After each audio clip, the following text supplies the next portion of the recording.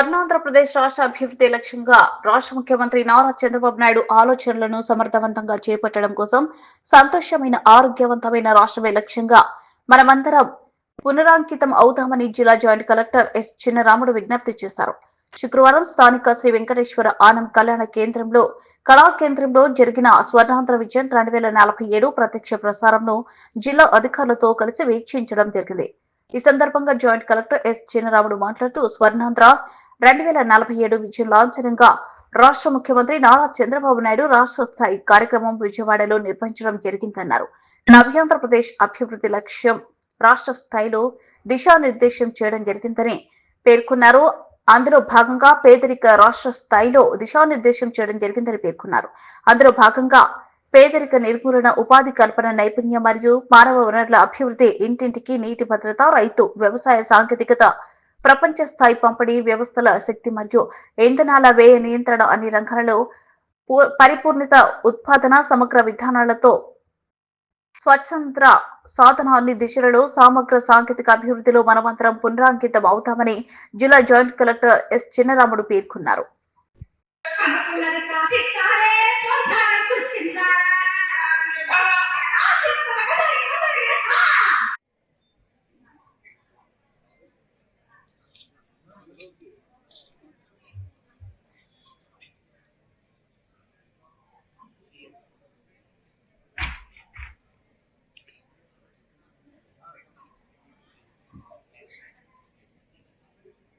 కారిడార్లో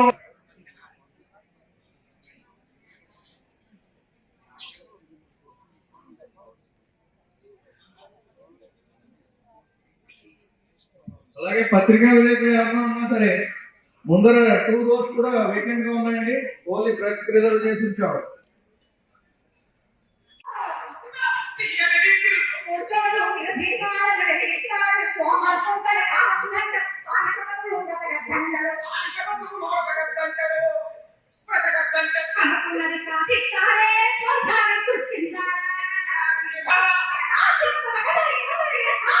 ఆంధ్రప్రదేశ్ రాష్ట్రం అభివృద్ధి పదంలో ఒక విప్లవాత్మకమైన మార్పు దిశగా ప్రయాణం ప్రారంభించింది. ఆ విజన్ డాక్యుమెంట్ ని గౌరవనీయులైన ముఖ్యమంత్రి వారి స్వహస్తాలతోటి ప్రారంభోత్సవం చేస్తున్నటువంటి శుభ తరుణాన్ని మనమందరం వీక్షిస్తున్నాము. ఒక సంపన్నమైన, ఆరోగ్యవంతమైన, సంతోషకరమైన ఆంధ్రప్రదేశ్ కోసం ఈ మహా ప్రస్థానంలో పాల్గొనడం నిజంగా గర్వకారణం.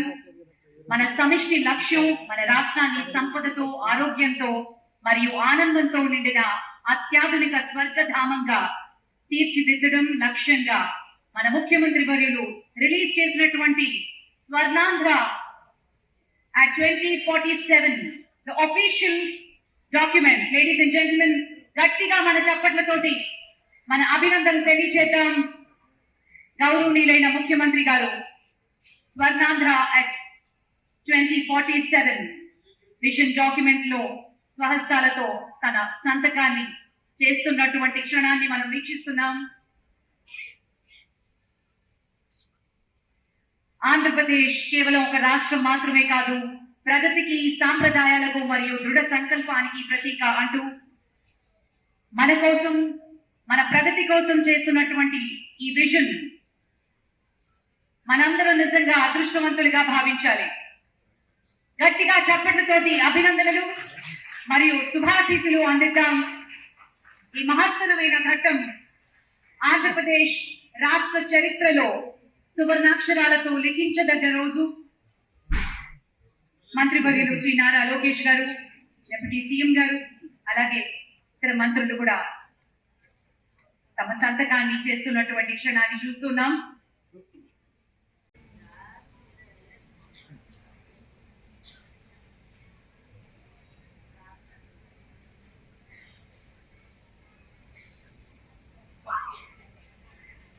Swarnandhra 2047 is dedicated to the nation and people of Andhra Pradesh అంటూ రాశారు ముఖ్యమంత్రి గారు.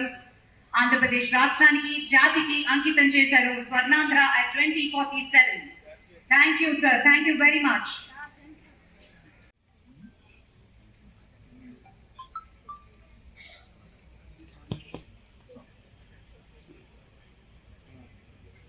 నిజంగా ఆనందదాయకం.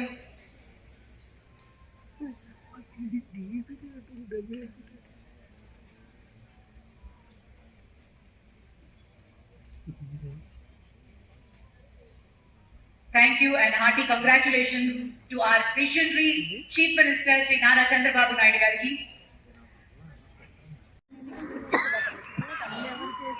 ఇక్కడ ఒక పార్టీ పెట్టడం ఆత్మహత్యాసలు మంత్రివర్గ సభ్యులు కూడా నేను చెప్తాను లేదా చాలాసార్లు చెప్పలేదు, ఇప్పుడు చెప్పాలనిపిస్తాం.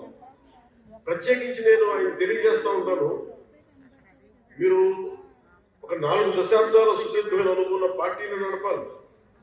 మీ మీద మీ పార్టీ వ్యక్తులకి ఆశలు ఉంటాయి, ఆశయాలు ఉంటాయి, వాటిని నడుపుకుంటూ తీసుకెళ్ళాలి. కుటుంబం 2047కి రాష్ట్రం 2.4 ట్రిలియన్ యుఎస్ ఎకానమీ అయితే ఒక్కొక్క వ్యక్తి యొక్క తలసరి ఆదాయం $42,000 అయితే మీరు ఎక్కడుంటారో మీరు ఆలోచించండి. మీరు కూడా ఆలోచించి దానికి అనుగుణంగా మీరు కూడా ప్రణాళిక తయారు చేయండి. ప్రతి ఒక్కరికి ఆస్పిరేషన్ ఉన్నాయి, ప్రతి ఒక్కరికి కోరికలు ఉన్నాయి.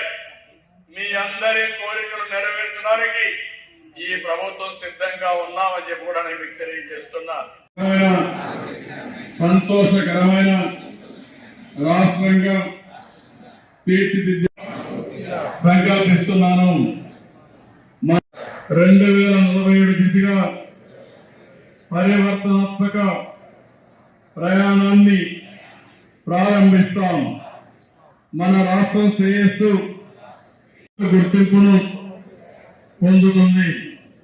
ఐకమత్యంతో దృఢ చేస్తున్నాను.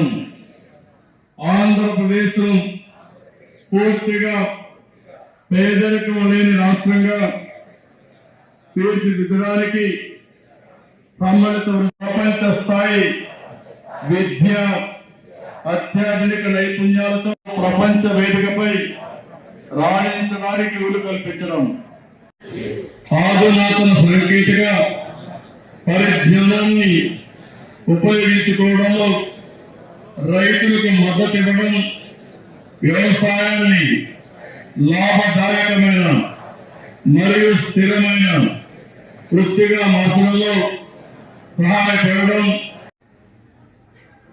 ఆవిష్కరణ